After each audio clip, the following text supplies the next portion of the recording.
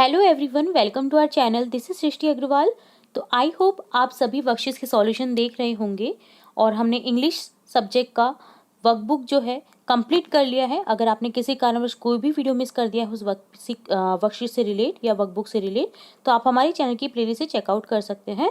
And line assessment तक हम solution देख रखे हैं सब्जेक्ट इंग्लिश का। यहाँ पर हम देखेंगे आपके सब्जेक्ट साइंस के कार्यपत्र 50 और 51, 50 एंड 51 वर्कशीट का सॉल्यूशन। तो सबसे पहले कार्यपत्र 50 का सॉल्यूशन देखेंगे। फर्स्ट क्वेश्चन है, राधा एक कपड़े टांगने वाले हैंगर को 2 धागों से बांधकर धागों को कागज के गिलास से संयोजित कर अपने कान पर लगाती है। तो ये आप प्रैक्टिकल करके भी देख सकते हैं। अब वह हैंगर को किसी ठोस वस्तु से टकराती है, उसे हैंगर से आवाज सुनाई देती है जो सामान्य से अधिक है या ज्यादा है।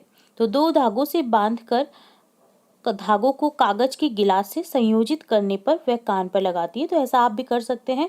देन इस प्रैक्टिकल को डन करके एंजॉय भी कर सकते हैं इस प्रैक्टिकल को, ठीक है, खेल के रूप में।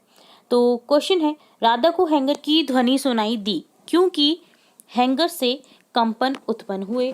ऑप्शन अ करेक्ट हो जाएगा। ध्वनि का प्रमुख कारण कंपन है।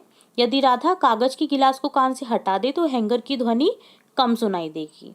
अगर कान पे रखेगी तभी उसे सुनाई देगी, नहीं तो कम सुनाई देगी।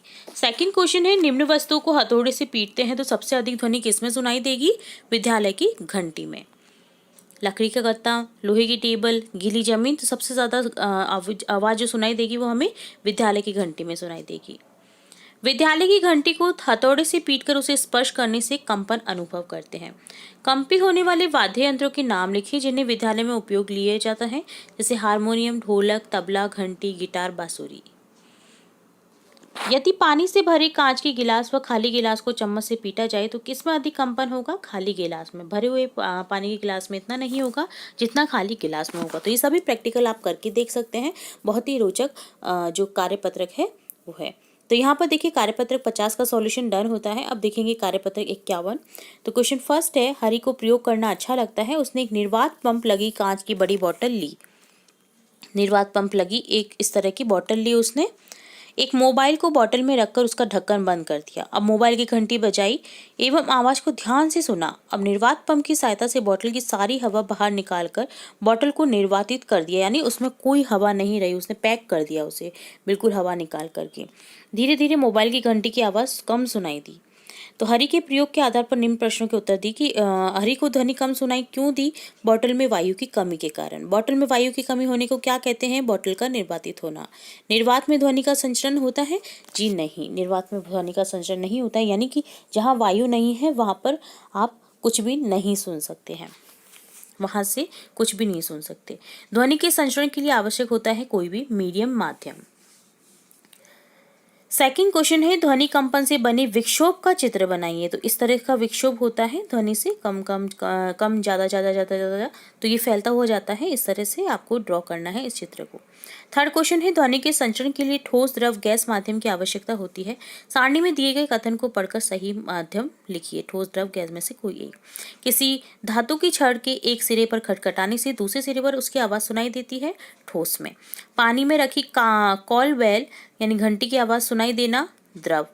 विद्यालय में बजने वाली घंटी की आवाज सुनाई देना, गैस।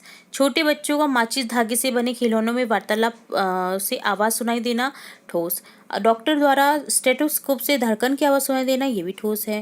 रेलवे स्टेशन पर रेल का हॉर्न सुनाई देना, ये गैस के कारण हमें, देखिए गैस माध्यम है वहां पर तभी हमें सुनाई दे रहा है, ठीक है। तो आपको वो माध्यम लिखना था यहाँ पर कि किस किस माध्यम से क्या क्या देता है सुनाई। फोर्थ क्वेश्चन है, अनुदैर्घ्य तरंग के रूप में ध्वनि संचित होती है। अनुदैर्घ्य तरंग के सही चित्र पर सही का निशान लगाए। तो देखिए ये अनुदैर्घ्य तरंग का जो चित्र है इस टाइप का होता है, तो सही पर हमें निशान लगाना था, ठीक है। एक स्प्रिंग अवस्था में है ये। तो ये डन होता है आपका कार्यपत्रक 51 का सॉल्यूशन। और साथ ही हमने देखा कार्यपत्र 50। तो ये दोनों कार्यपत्र के सॉल्यूशन हमने देखे हैं। जल्द ही हम आगे के कार्यपत्र भी देखने वाले हैं। तो जुड़े रहे हमारे चैनल के साथ। वीडियो को पूरा देखने के लिए धन्यवाद।